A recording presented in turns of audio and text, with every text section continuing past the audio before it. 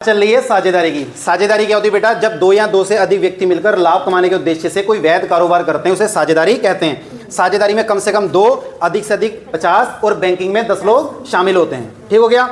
अब बात आती है बेटा साझेदारी संलेख की। साझेदारी संलेख की, तो साझेदारी संलेख से को समझने से पहले हम बात करेंगे साझेदारी की। साझेदारी जो होती है वो 2 प्रकार की होती है। एक होती है मौखिक, एक होती है लिखित। मौखिक में क्या हुआ? मौखिक में क्या हुआ? आपने 2 साझेदार मिले और आपस में नियम शर्तें आपने मौखिक तौर पे तय की और कारोबार आपने शुरू कर दिया, ये तो होगी मौखिक। एक होती है लिखित, उसमें क्या होता है? अनुबंध बना लिया जाता है जिसे बोला जाता है साझेदारी संलेख यानी कि पार्टनरशिप डीड। वो क्यों बनाया जाता है? भविष्य में होने वाले विवादों से बचने के लिए साझेदारी संलेख को लिखित रूप में करवा लेना चाहिए।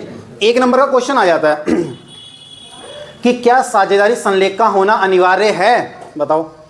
नहीं, साझेदारी संलेख का होना अनिवार्य नहीं है, ऐच्छिक है, मर्जी है तुम्हारी, चाहो तो बना लो और चाहे मत बना। लेकिन एक लाइन आगे ऐड कर देते हैं, भविष्य में होने वाले विवादों से बचने के लिए इसे लिखित में करवा लेना चाहिए। अब हमारा अगला टॉपिक आता है साझेदारी संलेख के अभाव में लागू होने वाले नियम। देखो जो साझेदारी संलेख होता है उसमें तो तुमने सारे नियम शर्तें लिख दी है कि साझेदारों का नाम क्या होगा, फर्म का नाम क्या होगा, इसमें पूंजी पर ब्याज कैसे दिया जाएगा, ऋण पर ब्याज की दर क्या होगी और आप क्या कारोबार करोगे, सारे नियम शर्तें आप इसमें लिख देंगे। लिख दिए तो ये तो हो गया साझेदारी संलेख है। हमारा आज का टॉपिक है जो 4 नंबर का बोर्ड में क्वेश्चन भी आएगा, क्या? साझेदारी संलेख के अभाव में लागू होने वाले नियम, यानी कि साझेदारी संलेख नहीं है। अब आप एक क्वेश्चन करोगे कि सर अभी तो आपने कहा कि साझेदारी संलेख का होना अनिवार्य है। अनिवार्य नहीं बोला था, ऐच्छिक बोला था, क्योंकि साझेदारी जो होती है 2 प्रकार की होती है, लिखित और मौखिक। मौखिक रूप से साझेदारी कर ली यानी कि साझेदारी संलेख नहीं है। तो क्या नियम लागू होंगे? पहला नियम पढ़ो, नियम दिखाना बेटा। देखो बेटा ये नियम आपके सामने लिखे हुए हैं। क्या है पहला नियम? साझेदारों को वेतन एवं कमीशन नहीं दिया जाएगा। मान लो किसी फर्म में 2 साझेदार हैं, आपने कारोबार शुरू किया, दुकानदारी शुरू की, शटर उठाया, आके बैठ गए, झाड़ू लगा रहे हो, पोछा लगा रहे हो, सामान की सफाई कर रहे हो, सारे काम कर रहे हो, कहोगे ला मुझे वेतन दो ना। चाहे झाड़ू लगाओ, पोछा लगाओ, कुछ भी करो, आपको वेतन कमीशन नहीं दिया जाएगा। दूसरा, लाभ का विभाजन। भैया देखो ये 2 साझेदार हैं तो बराबर, 3 हैं तो बराबर, 50 हैं तो बराबर। इस चीज को समझ लेना, एग्जाम में आएगा, बड़ा दिमाग काम खराब करता है। मान लो 2 साझेदार हैं ए और बी, लाभों को बराबर बांटते तो क्या आएगा? 1:1। तो कैसे इसे शो करोगे? 1/2 और 1/2 यानी कि 1/2 1/2। मान लो 3 साझेदार हैं, सी और ऐड कर दिया, तो अब क्या लिखोगे? 1/3 यानी कि 1/3 1/3 1/3। अगर 50 साझेदार हैं, शाबाश, ये बात इस लड़के ने याद रखी है। तो मालिक साहब बराबर का मतलब है 1 हिस्से के 50 हिस्से, 1/50 आएगा। ये याद रखना, जब साझेदारी संलेख का अभाव है तो लाभों का विभाजन बराबर होगा, वो संख्या पे डिपेंड करेगा। ठीक। अगला है पूंजी पर ब्याज। ये क्वेश्चन आता कई बार। साझेदारों द्वारा लगाई गई फर्म में जो पूंजी होती है उस पर कोई ब्याज नहीं दिया जाएगा, लेकिन किंतु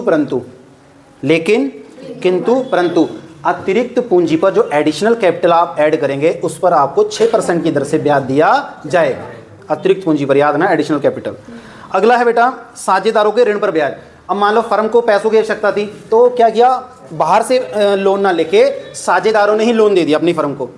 तो क्या होगा? अब साझेदारों को फर्म 6% की दर से ब्याज देगी। मैंने पहले दिन समझाई थी एक चीज जब फर्स्ट ईयर में थे, व्यापार और व्यापारी दोनों का अस्तित्व अलग होता है।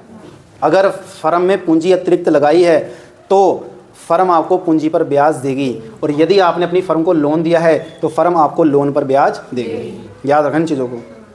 अगला है साझेदारों के ऋण में ब्याज हो गया। हाँ, फिर है सभी साझेदारों की सहमति के बिना किसी भी नए साझेदार को प्रवेश नहीं दिया जाएगा। बिल्कुल सही बात है। मान लो 5 जने आप काम कर रहे हैं, नए 6ठे साझेदार को ऐड करना चाहते हो तो बाबूजी जब तक 5 की सहमति नहीं होगी 6ठा व्यक्ति उसमें ऐड नहीं होगा। प्रत्येक साझेदार फर्म के संचालन में भाग ले सकता है। बिल्कुल सही बात है, आप कार्य कर सकते हैं। प्रत्येक साझेदार को पुस्तकों का निरीक्षण कर सकता है। बिल्कुल सही बात है। जो उनके रजिस्टर्स हैं, जो उनके अंतिम खाते तैयार किए जाते हैं, खाता बही है, उनका वो साझेदार क्या कर सकते हैं? निरीक्षण कर सकते हैं, जांच कर सकते हैं। ठीक है। और लास्ट है, यद्यपि नाबालिग को साझेदार नहीं बनाया जा सकता, लेकिन सभी साझेदारों की सहमति से उसे लाभों में शामिल किया जा सकता है। नाबालिग जिसकी उम्र 18 साल नहीं है वो साझेदार नहीं बन सकता, लेकिन सभी साझेदारों की सहमति से उसको लाभों में शामिल कर सकते हैं। कैसे? मान लो कोई व्यक्ति की उम्र 17 साल है, उसके बाद 2-4 लाख रुपए रखे हुए हैं, उसका पैसा उठा के आपने किस में लगा दिया? कारोबार में। अब उसके रेशियो में जो प्रॉफिट होगा फर्म को उस पर जो प्रॉफिट मिला वो प्रॉफिट किससे दे दोगे? जो नाबालिग साझेदार है। समझ में आई बात? ओके, वीडियो कैसी लगी कमेंट करके जरूर बताएं। हंसदे वसदे रहो। मैं तो परमवीर सर, सत श्री अकाल, जय हिंद दोस्तों।